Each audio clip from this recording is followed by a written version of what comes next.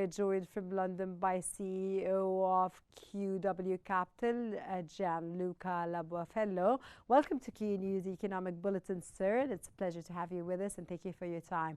Sir, how can enhanced economic integration among Russia, China and India within the SCO framework transform inter-regional trade volumes and diversify their export-import portfolios, sir?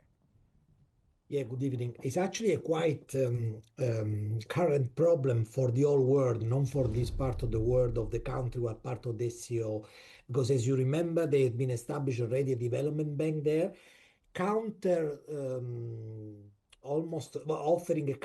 proposing counter offer versus the World Bank versus the organization that's been set up after World War II. So it kind of saying the signal they want to give is that we are going towards a new equilibrium, a new paradigm.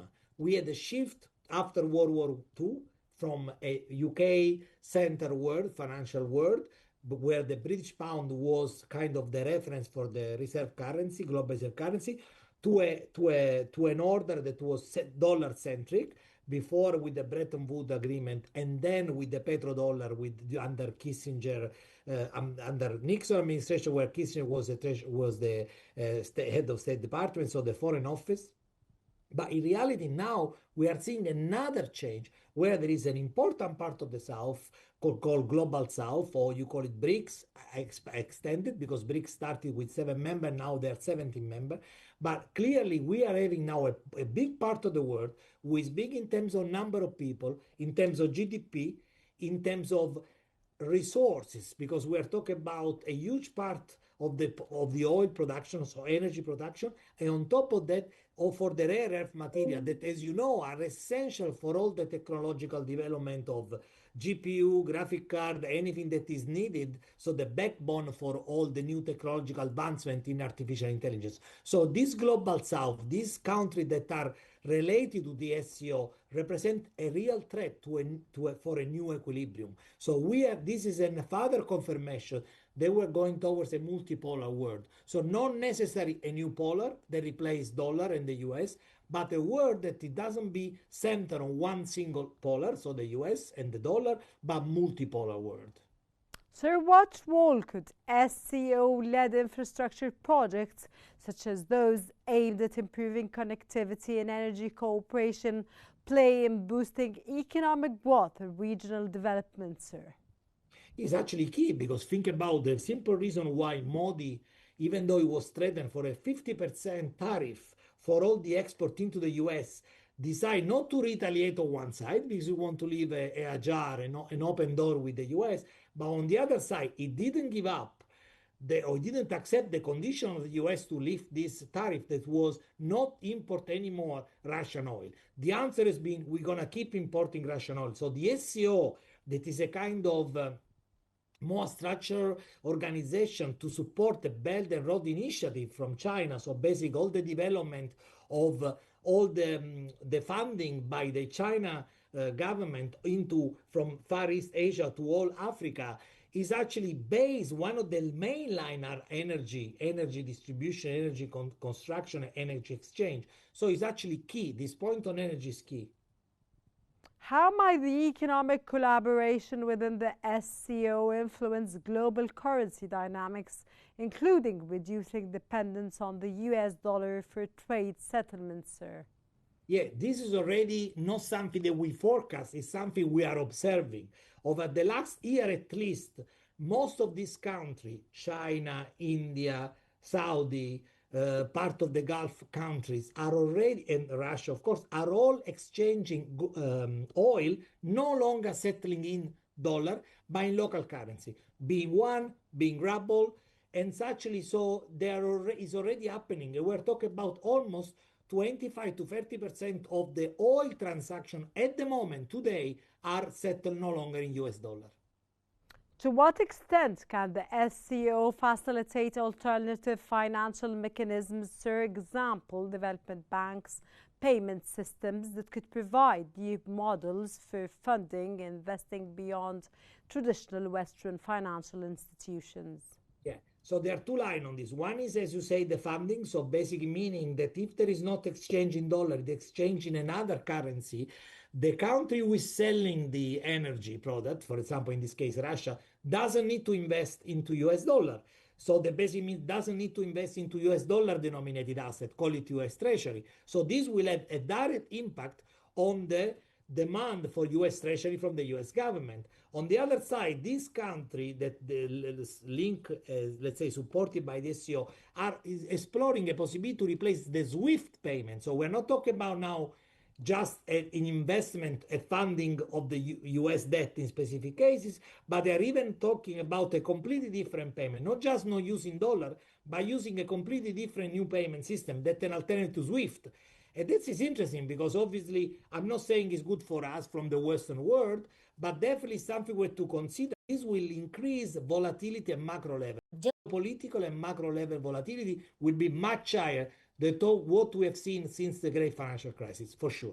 Sir, this will will this be when demand with the demand on the US dollar, will it decrease, sir, thus making the US dollar, sir, in return decrease as well, and the price of the US dollar decreases? Now, let's make these things clear. At the moment, the US dollar dominance is not in jeopardy.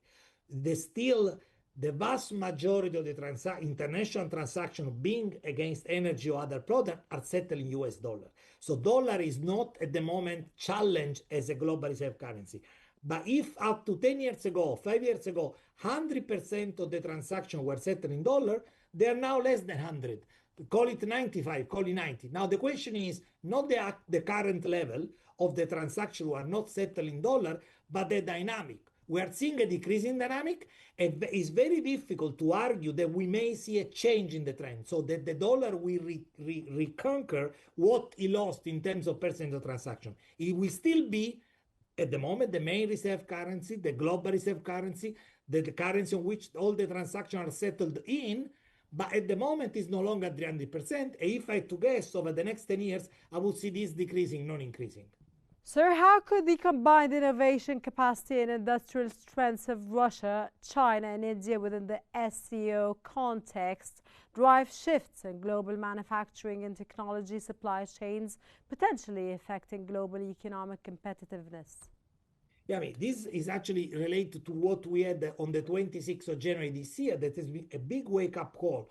When the DeepSeek algorithm came to be known in the world, up to that day, Sunday, the 26th of January, we were expecting that the gap in terms of advancement from a technological perspective of the US versus the whole rest of the world was very, very evident, was very, very difficult to recoup from the other countries. Whereas when we saw what happened with the DeepSeek, that was a more efficient algorithm, was less consumer demanding. So it shows us there is an alternative. Obviously, the SCO has all the interest to funding this.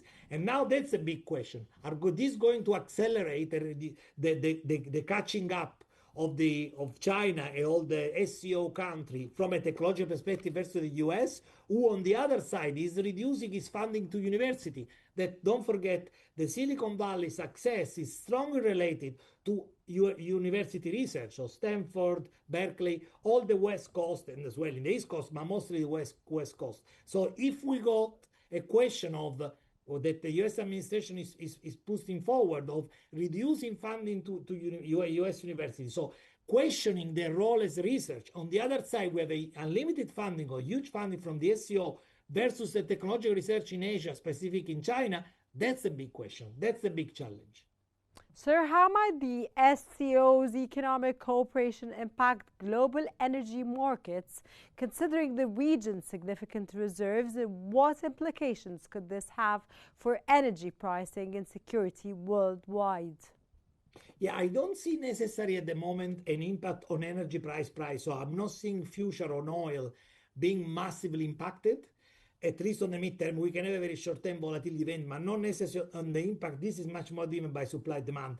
I doubt we can have a repeat of the 74 energy crisis, where part of the world we just closed the the tab and won't allow energy providing. That I doubt, even because today we have US that is independent from an energetic point of view. So I doubt we eventually gonna see a squeeze from part of the world in terms of supply of energy that could have a huge shock on energy price, but definitely there will be geopolitical implications that are very difficult to foresee at the moment. But again, the fact that there is a part of the world who is nice saying we want to have a polar to the unipolar world. We don't want to think all in terms of your rule, your decision, your currency, call it dollar, but we want to have the new currency, a new kind of settlement, a new payment system. This has a huge geopolitical implication. It's not just financial.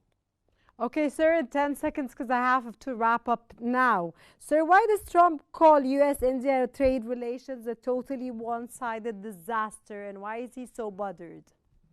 I mean, I will always take with the pinch of salt whatever Trump says on a specific press conference. We know how is his way of doing the art of deal. So I would rather focus on what he does, not on what he says. From London, that was CEO of QW Capital, Gianluca Lobefalo. Thank you very much for your insights, sir, for your valuable time. Thank you very much for your informative knowledge.